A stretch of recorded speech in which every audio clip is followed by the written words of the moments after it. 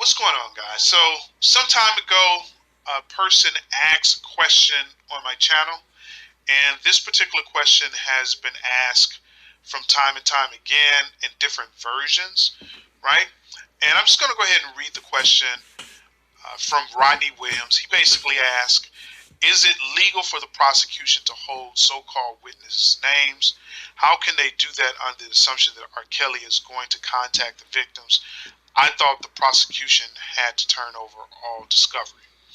So that's the question. So this question has been asked in different various forms, probably I want to say 6 or 7 months, and I've actually made a second video on this very topic. I believe this question falls within the realm of the Sixth Amendment confrontation clause, right? So I've made a second video that goes into detail, more detail about the Sixth Amendment confrontation clause, and it looks at the the right itself as well as some limitations, and it also goes into some exceptions. So I'm going to post that video at the end of this video. And the reason I have two videos is because I wanted a video on the confrontation clause that could stand on its own.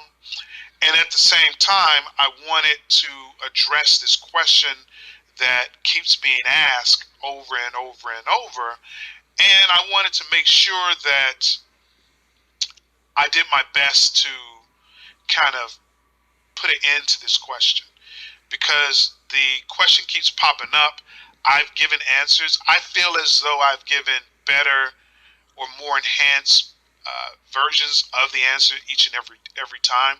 But now I think it's finally time to answer the questions for the R. Kelly supporters and help them understand why we have this situation where the prosecutors are holding names of the alleged victims at the very last minute, right? So I don't think that's right. I do think it's in the violation of the Sixth Amendment confrontation clause. However, they may get away with this, and to understand why they may get away with this, you have to go and watch the second video, which is going to be posted to the end of this video, right? So the one thing I will say in this video is that R. Kelly is in a world of trouble. Everybody knows this. This is no new news. If you've been following the trial by now, you know the injustices that have been happening. And it seems like they keep finding ways to get around the Constitution. They keep finding ways to bend the rules. And in my mind, this is no doubt yet another exception, right? So he's in a world of trouble. And one of the things I like to point out to people is that court is just a game, in my opinion. Yeah, sometimes the court does vindicate the innocent and it protects the weak.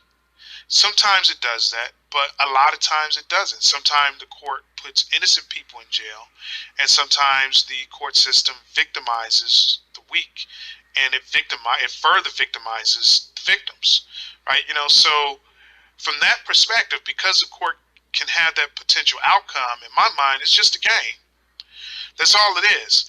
So it doesn't matter if R. Kelly is innocent, and it doesn't matter if he's guilty. Now, I know some people may think this sounds crazy, but I'm just going to point out to you that, again, and I've said this millions of times, Jesus was innocent, and they still crucified him, right? Jesus went before the court, and they wanted his blood. And because they wanted his blood, they let a murderer go free so that they can get the chance to, crucify Jesus. So it's a game, people. That's all it is. It's a game. And one analogy I guess I could use, I'm kind of winging this, is that take basketball, for example. You can be the humblest person. You can be innocent. You can be of good heart and good, sound mind, and you can be God's own creature. And at the end of the day, if you can't play basketball, then you're going to lose, and the people who are going to win are the people who can play basketball better than you, and they know the rules of the game. They know not to foul, they know not to travel, so on and so forth. They're going to win, right? If you have no experience playing basketball and the other person has better experience and they've been training for the game, they've been playing the game for ages, they're going to win. They're absolutely going to win, right? So in this situation, R. Kelly has someone to play on his behalf. He has his lawyers who's going to play the game on his behalf. But at the end of the day, it's going to boil down to who has the better players, and that's it. That's the way I see this. And I'm sorry if I offend people, and I hope I don't offend people. But at the end of the day, that's who's going to win: the person who plays the game better, and the person who cannot get violations, who cannot get cited for violating the rules, right? So that's kind of what we have here. And I provided that context to say this. To me, it just seems like the prosecution is able to get around all the rules. They're not getting hit with violations. And I think this keeping the witness away from R. Kelly is yet another rule that they've gotten around, and they're not being called on it. And to understand why they're not being called on it, and to understand how they actually got around this rule, you have to go and watch the second video, which is going to be posted at the end of this one. You'll see that there are some exceptions to the confrontation clause. And again, I explained what the confrontation clause is and the exceptions to it, as well as the importance of the confrontation clause. So they've gotten around it. And when you watch the video, you'll see how they've gotten around it. And at the end of the day, I think R. Kelly could potentially appeal this. But if he appeals this, there's two possible reasons why he wouldn't want to appeal this. Number one, it's just going to eat up time. It's going to eat up time and resources that could be used to focus on other things. And then number two, even if he does appeal it, I think it's going to be null and void, because when the trial actually start, I think they're going to give him access to the witnesses at the last minute. And from that perspective, they wouldn't be violating the confrontation clause. So I give more details on why that's not a violation to the confrontation clause in the second video. You need to check that out to understand what I'm talking about. But to get a better understanding of what I'm talking about. But to make a long story dull, they're supposed to